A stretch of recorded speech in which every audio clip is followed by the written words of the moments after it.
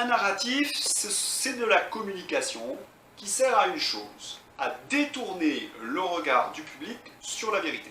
Donc, on accuse les non-vaccinés de tous les maux pour détourner le regard des Français de l'action gouvernementale. Car en effet, le non-vacciné est absolument pas responsable de la crise du Covid et de la crise de l'hôpital.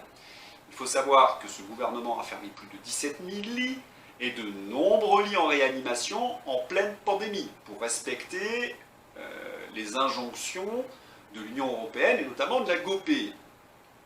Ensuite, du fait des cadences infernales, de nombreuses infirmières et infirmiers, personnels soignants, ont démissionné, épuisés, écœurés de la gestion de l'hôpital. Et quand vous ajoutez les soignants non vaccinés qui en été exclus, eh bien, il faut savoir qu'en Ile-de-France, vous avez 30% des lits qui sont fermés par manque de personnel. Donc, et ce sont des gens qui nous expliquent, oh là là, les non-vaccinés occupent les lits de réanimation. Or, quand on regarde les chiffres officiels, on s'aperçoit qu'il n'y a pas grand monde en réanimation en Covid. C'est 3333 sur Swallometer, qui n'a peut-être pas été remis à jour parce que je l'ai depuis une semaine le même chiffre.